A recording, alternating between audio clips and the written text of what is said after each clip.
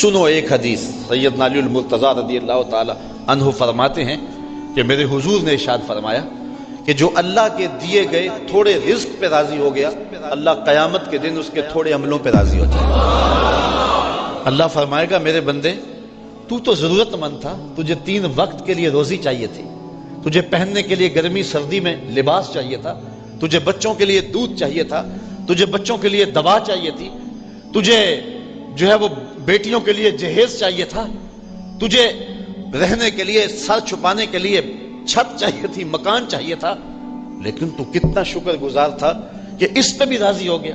تو ضرورت مند ہو کے میری تقسیم پہ راضی ہو گیا، اور مجھے تو تیرے عملوں کی لوڑ بھی نہیں ہے نا، تو میں رب ہو کے تیرے اوپر راضی ہوں۔ تو بتاؤ کہ سودا کتنا سستا ہے۔ اللہ اکبر۔ تو فرمایا جو اللہ کے دیے گئے تھوڑے رزق پہ راضی ہو گیا، اللہ قیامت کے دن اس کے تھوڑے عملوں پہ راضی۔ تو اللہ تعالیٰ نے حضرت انسان کو یہ تدبر کے لیے سب کچھ دیا ہوا ہے، لیکن انسان ناشکر ہے اور وہ اپنے رب کی نعمتوں پر شکر ادا نہیں کرتا۔ وہ یہ سسٹم دیکھیں آنکھوں کا جو رب نے لگایا ہے، یہ کانوں کا سسٹم جو رب نے لگایا ہے، یار جس طرح کی ہمارے منہ میں زبان ہے، اس سے بڑی زبان تو گائے کے منہ میں ہے، اس سے تو بڑی زبان اونٹ کے منہ میں ہے، لیکن وہ معافی ضمیر کو نوکے زبان پہ نہیں لا سکتے۔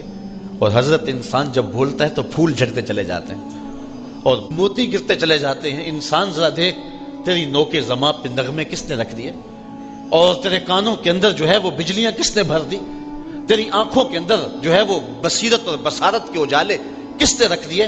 تو انسان ذرا تدبر کرے، انسان ذرا غور کرے تو اپنے رب کا نافرمان نہیں ہو سکتا۔ لیکن جب یہ ان نعمتوں کے ہونے کے باوصف ان کا شکر ادا نہ کرے تو اللہ فرماتا مجھے تم اچھے نہیں لگتے، مجھے محبوب کے غلاموں کے گھوڑے اچھے لگتے ہیں۔ اور اب ان کی قسمیں کر کے انسان کو جھنجھوڑ رہا ہے کہ اگر تم اچھی راہوں کے مسافر بن جاؤ گے تو تم مجھے کیوں اچھے نہیں لگو گے، تمہیں تو میں نے اپنے دستے قدرت سے بنایا۔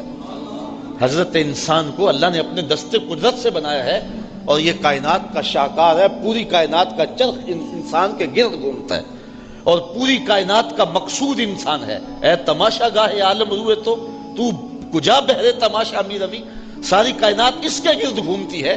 تو اگر یہ اچھا نہ رہے تو پھر اس پہ غصہ بھی بڑا ہے، اور وہ غصہ دہتی ہوئی آگ کی صورت میں، جہنم کی صورت میں نمودار ہوگا، اور اس کو وہاں ڈال دیا جائے گا۔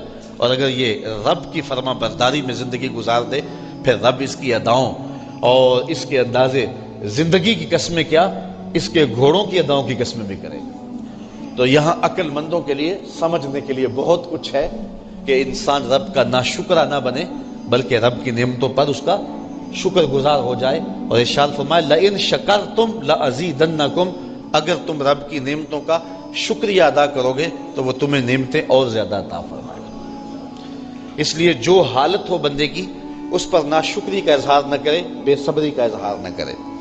اللہ نے اگر کسی بندے کو دنیاوی مال و دولت کم دی ہے تو یہ اللہ جانتا ہے کہ اس کو کیوں کم دی ہے، اور اگر کسی کو زیادہ دی ہے تو یہ رب کا فیصلہ ہے اور رب کا علم ہے کہ اس کو زیادہ کیوں عطا کیا ہے۔ کتنے لوگ ہیں کہ بہت شدید محنت کرتے ہیں لیکن مال و دولت نہیں پا سکتے، اور کتنے لوگ ہیں کہ وہ مٹی کو ہاتھ لگائیں تو سونا بن جاتا ہے۔ تو اس میں بندے کا اختیار نہیں ہے، اس میں رب تعالیٰ جل شانہ اور اس کی کرم نوازیوں کے رنگ ہیں۔ حدیث میں آتا ہے کہ جب شکم مادر میں بچہ 120 دن کا ہوتا ہے تو فرشتہ آ کے اس کا رزق بھی لکھ جاتا ہے، اس کی عمر بھی لکھ جاتا ہے، اور اس کا شقی و سعید ہونا بھی لکھ جاتا ہے۔ تو جب رزق ہمارا لکھ دیا گیا، مقسوم ہمارا طے شدہ ہے، اور قلم خشک کر دیا گیا، تو ہمیں پھر اپنی زندگی کے مقصد کی طرف توجہ کرنی چاہیے۔ ساری زندگی اس ادھیڑ بن میں گزر جاتی ہے کہ کھائیں گے کیا، پیئیں گے کیا، پہنیں گے کیا، اور یہ ذمہ میرے رب کا ہے۔ خام خواہ کی مشقت اٹھانے کی کیا ضرورت؟ وما من دابۃ فی الارض الا علی اللہ رزقها، اللہ ارشاد فرماتا زمین پہ چلنے رینگنے والی کوئی چیز نہیں جس کا رزق اللہ کے ذمہ کرم پہ نہ ہو۔ تو یہ تو اس نے اپنے ذمہ کرم پہ لیا ہوا ہے۔